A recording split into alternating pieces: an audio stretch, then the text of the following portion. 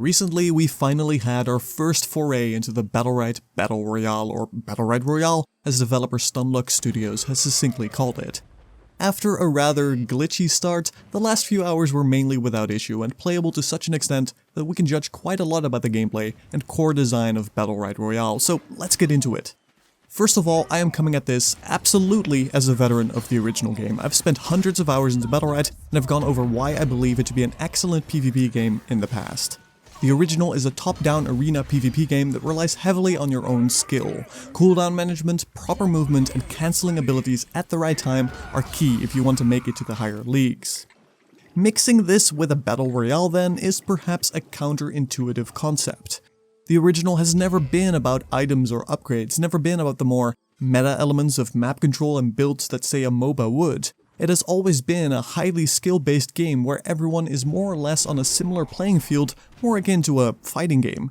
And translating this arena PvP game to a Battle Royale where random number generation, or RNG, runs rampant through scouring for items is a rough road that I don't think they should fully go down. And based on the beta, I do think they went down this path too far.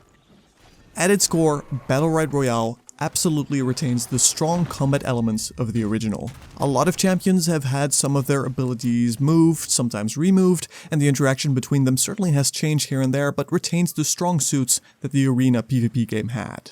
With player retention being an issue in the original, a Battle Royale quite well could do better with this.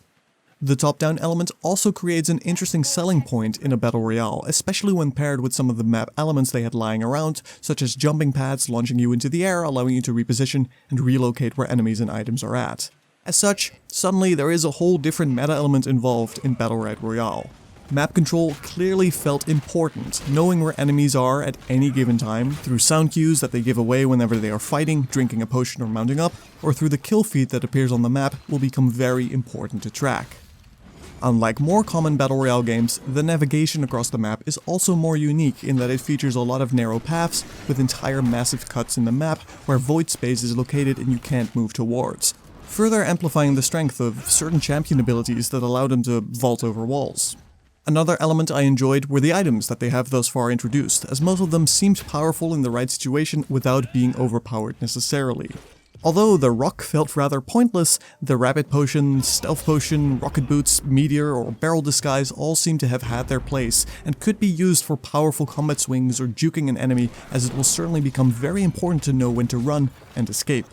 Now the main issue I have is a different element of RNG in Battlerite Royale, namely the incredibly limited ability access and the massive effect this has on the pacing of the entire game. RNG is, of course, an inherent element in Battle Royale games, by design, meant to create a fresh experience every time you start a new game and land. It's visible in the random location that the flying plane, bus, or in this case, never-ending story beast will drop you off. It's of course apparent in finding items that all have a chance to drop. But in your average Battle Royale game, the map tends to be larger, there tends to be more players, and most importantly, you tend to be able to rely on superior gunplay to still beat your enemies if you didn't luck out on the right items.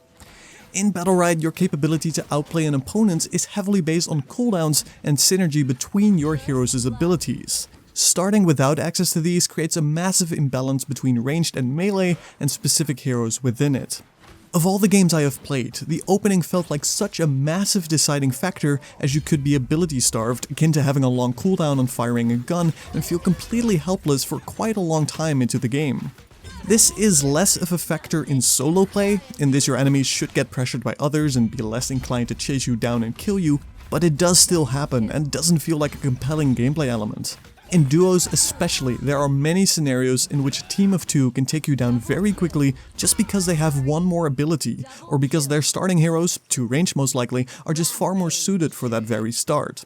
And as I said, there's no really compelling reason for this. It doesn't create interesting build opportunities, as the costs are all fixed and only allow for one ability to be purchased immediately anyway. The result is that for the vast majority you either pick their stronger ranged ability or their escape, and you're always hoping you find others immediately, something that took quite a long time in most of my games. I believe this is the main flaw of the game right now, and could be fixed by simply giving everyone all their starting abilities at a base level.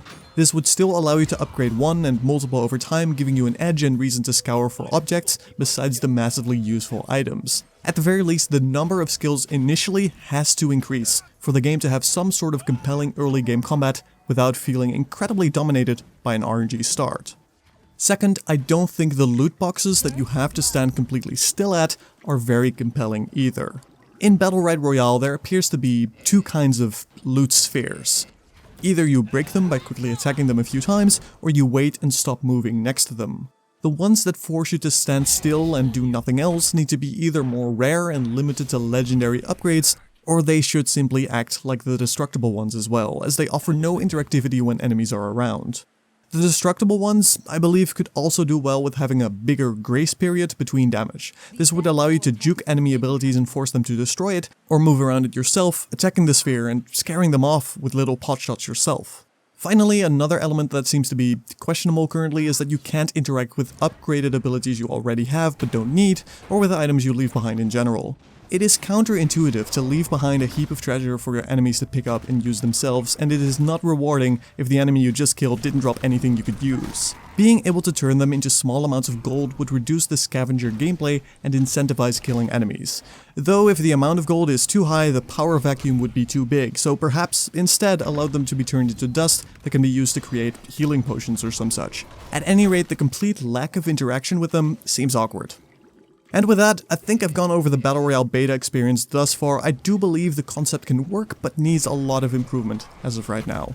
But certainly, I look forward to seeing where Stunlock Studios moves this game next. Thank you for watching, my name has been Haas, and I'll see you in the next video or livestream.